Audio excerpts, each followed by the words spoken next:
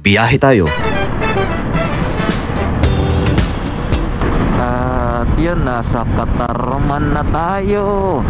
Shoutout sa mga taga Katarman, sa mga vloggers. Pahinga lang ako dito sa may 7-Eleven.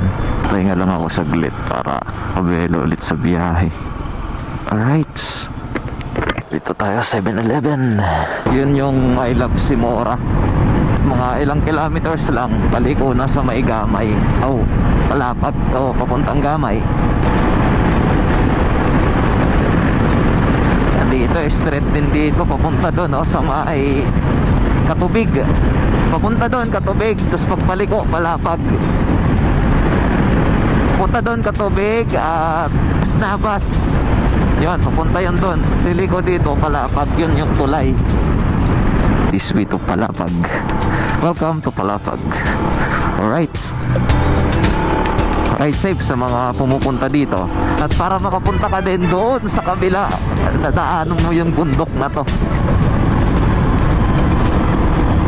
Pataas mga automatic talagang hindi makabuelo.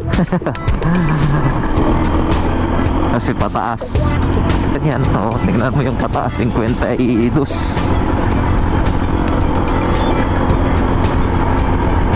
Taas nito. Siyempre double ingat lang dito.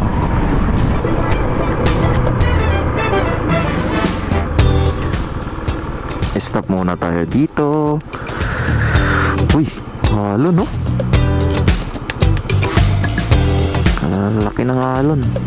Ayos dun sa taas.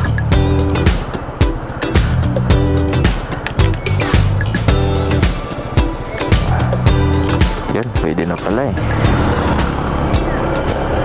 Yan na, naayos dun sa taas para kahit maulan man lang hindi mag-landslide.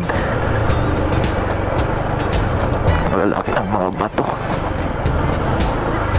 Grabe, nakakatakot. Grabe yan malaki.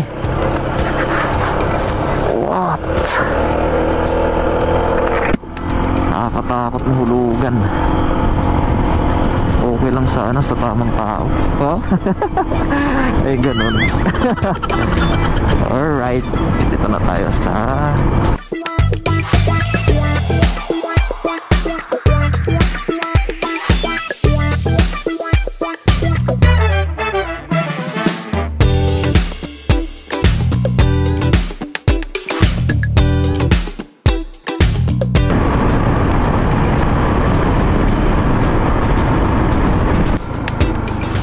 katao-tao.